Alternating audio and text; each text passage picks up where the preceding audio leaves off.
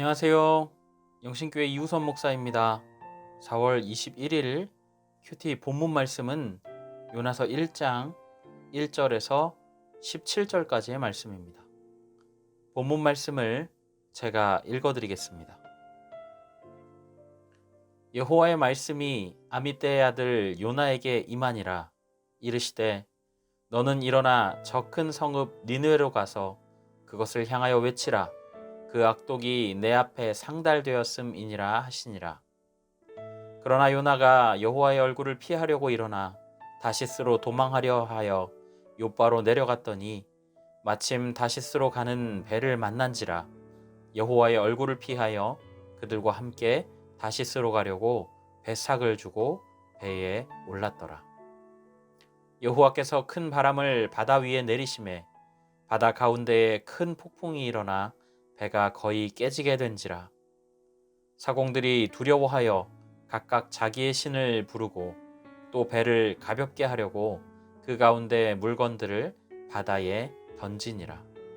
그러나 요나는 배 밑층에 내려가서 누워 깊이 잠이 든지라. 선장이 그에게 가서 이르되 자는 자여 어찌함이냐.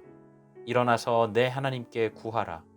혹시 하나님이 우리를 생각하사 망하지 아니하게 하시리라 하니라.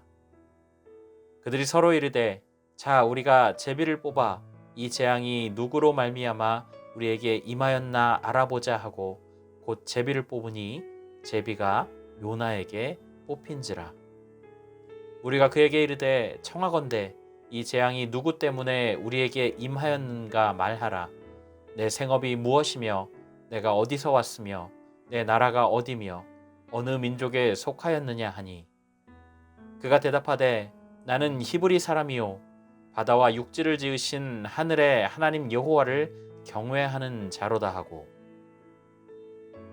자기가 여호와의 얼굴을 피함인 줄을 그들에게 말하였으므로 무리가 알고 심히 두려워하여 이르되 내가 어찌하여 그렇게 행하였느냐 하니라.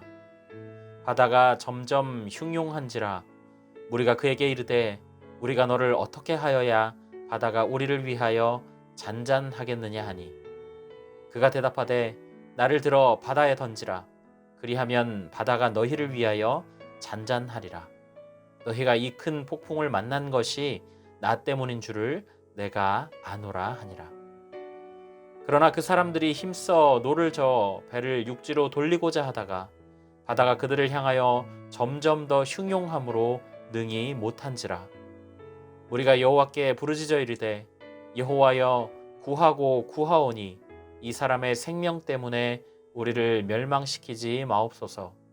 무죄한 죄를 우리에게 돌리지 마옵소서. 주 여호와께서는 주의 뜻대로 행하심이니이다 하고 요나를 들어 바다에 던짐에 바다가 뛰노는 것이 곧 그친지라. 그 사람들이 여호와를 크게 두려워하여 여호와께 제물을 드리고 서원을 하였더라.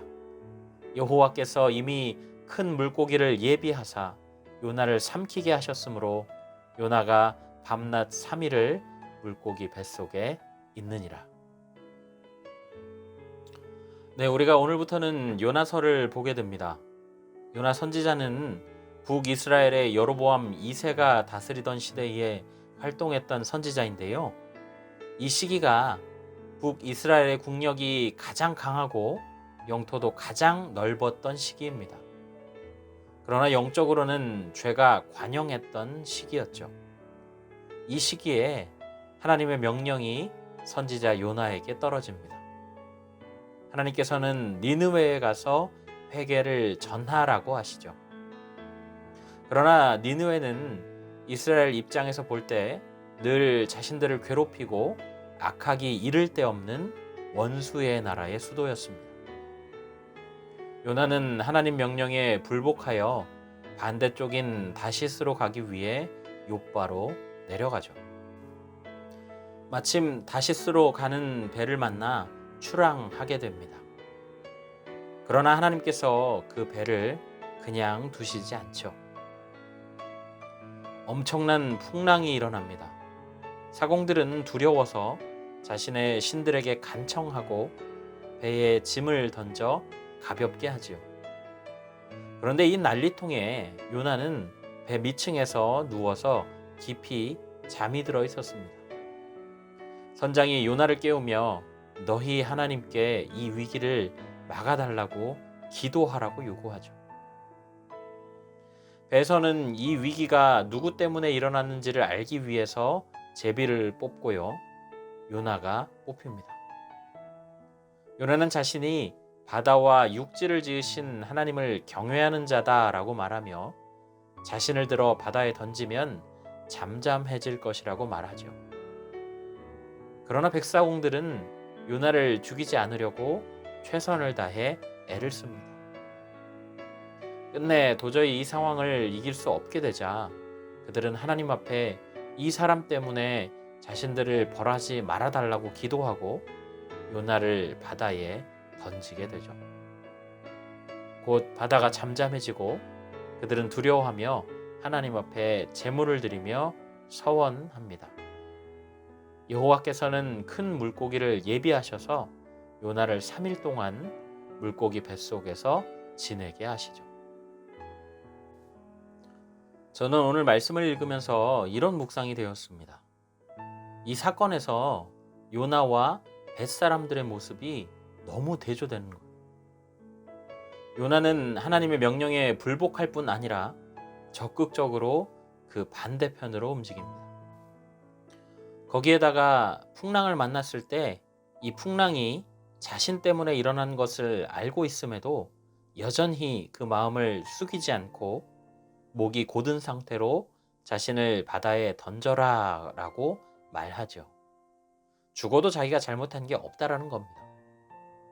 반면에 백사공들은 비록 자신들의 신이 우상이긴 하지만 그 신들에게 간절하게 기도하고 요나에게도 자신의 하나님에게 빌어보도록 요청하며 또 요나가 그 원인이 자신에게 있으며 자신을 바다에 던지면 될 것이라고 한 말을 듣고도 그의 산 목숨을 죽이지 않기 위해 최선의 노력을 다하는 모습을 보여줍니다. 요나를 바다에 던질 때에는 자신들의 어쩔 수 없음을 호소하고 던지고 난 후에는 하나님 앞에 제물을 드리며 서원을 하는 모습을 보여주고 있죠. 선택받은 백성이 해야 할 행동을 이방인이 하고 있고 이방인이 해야 할 행동을 선택받은 백성이 하고 있는 것입니다. 우리가 살아가고 있는 세상 가운데도 이런 모습이 있죠. 그리스도인으로 살아가고 있는 우리의 모습 가운데 세상 사람들보다 못한 모습으로 살아가는 모습이 있지는 않은가요? 세상에 법 없이도 살 사람이라는 평가를 듣는 사람들이 있습니다. 크리스천들보다 더 성실하고 더 정직하며 마치 하나님을 경외하는 사람처럼 살아가는 사람들이 있다라는 것이죠. 그런데 비해 오히려 그리스도인이라고 하는 꼬리표를 달고도 하나님을 믿지 않는 사람처럼 세상의 가치와 생각에 동조하고 도무지 그 삶의 모습을 통해서는 하나님이 예수 그리스도가 드러나지 않는 모습이 우리 가운데 얼마나 많은지 모릅니다. 인도의 독립운동가인 마하트마 간디가 이런 말을 했다고 하죠. 나는 예수 그리스도를 좋아한다. 산상수훈은 여전히 내게 진리다. 그러나 나는 그리스도인들을 좋아하지 않는다. 왜냐하면 그들은 그리스도와 같지 않기 때문이다. 우리는 세상에서 그리스도의 빛을 반사하며 드러내야 하는 그리스도인입니다. 그러나 만약 우리가 그에 걸맞지 못하게 살게 된다면 세상은 우리를 통해 그리스도를 왜곡하여 보고 그 진리에 동참하지 않으려 할 것이기 때문입니다.